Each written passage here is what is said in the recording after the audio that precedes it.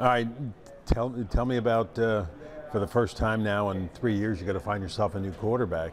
How did I know that would be your first question? Tell me how the process is going, and as far as the development, you've one, two guys. You can't start by trying to replace Josh Meyer.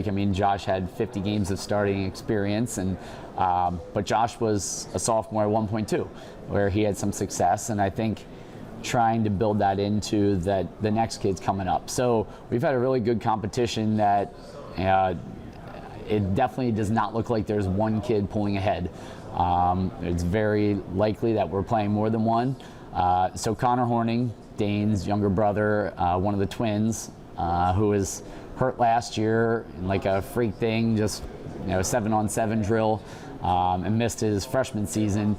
But he's never played quarterback before, but he's a competitor, and he reached out to me pretty much right when the season was over about wanting to make the change, and it was something I had thought about anyway too, and he's done a great job picking things up. And then Jackson Keffer, who was our JV quarterback last year as a freshman, so also going to be a sophomore, and Connor and Jackson are best friends.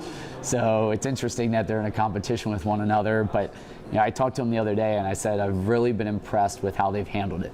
Like, they're encouraging one another, they don't fight over reps, everything's been split evenly all summer, and as I told them, one day one looks better, the other day the other one looks better, but they both are doing a great job of running our offense, in our interactions that we've had and drills we do. So, I'm feeling more and more confident in them. And then we have an incoming freshman, Gavin McManaman, who had quarterbacked our junior high last year, who'll be coming up, and another kid who's taking some big steps in the off season to get ready. So, yeah, it'll be different, but look forward to several kids who can handle that job. It's the challenges a coach gets to deal with. It is. And I think you could say it's a challenge, but I also think it's fun. Like, it's really fun to watch kids see what they're capable of doing. And I think had you told me that Connor and Jackson would be at this point from what I saw this summer, like from what I saw last year, I would have never thought they'd be this ready for Friday nights. But as I mentioned, I've been very impressed with how they've handled things. Now, as far as the roster itself is concerned, there was talk that there's no junior high team? So we're doing things slightly differently. Like, the last couple years, we've pulled, say, 2 to 4 freshmen up. Right. Well, then our freshman team struggled because we're taking our top couple freshmen, and then some of our better 8th graders are now playing on the junior high team, and now the junior high JV team is struggling. So we knew we were going to need some depth at some of the skill positions, especially. And we knew that our incoming freshmen were pretty, their higher numbers were in the skill positions. So I think we're probably going to be bringing up 10 or 11 of them.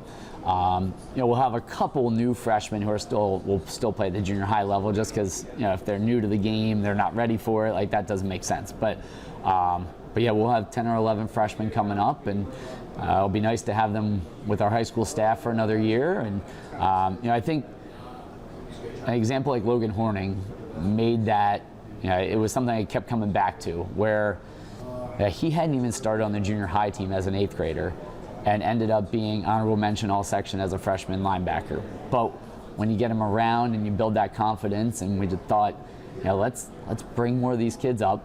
We'll get our numbers up. We won't have to cancel any JV games because we'll have numbers to be able to do that. And then I think without having to steal a couple, now our junior high JV team will be our main schedule that we play junior high wise. I think they'll have more success too. So hopefully it's good for the program. Yeah, well, and in that thought, you're going to have some holes to fill due to graduation. So here's a perfect example where, okay, now we've got some of these guys coming up, filter some in.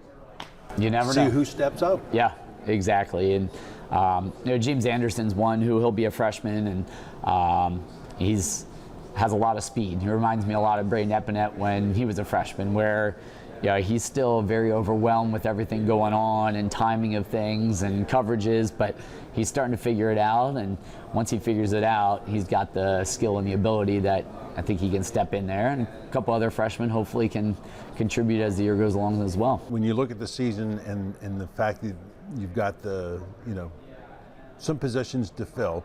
What's going to be key for Cocalico for a successful season this year? Yeah, I mean, I think we're going to rely on our line to start the year and throughout the year.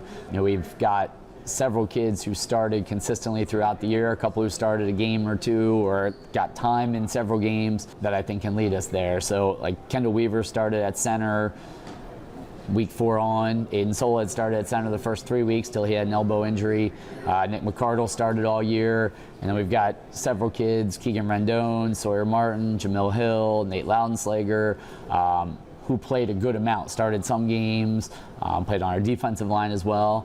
And we have another senior, Adrian Tapia, who has really worked hard in the offseason. I think will help solidify our line as well. So I feel like we've got 8 kids who are definitely ready and to compete for those spots. And I think to help those underclassmen who are behind them at the skill positions to have success without having to do it all on their own.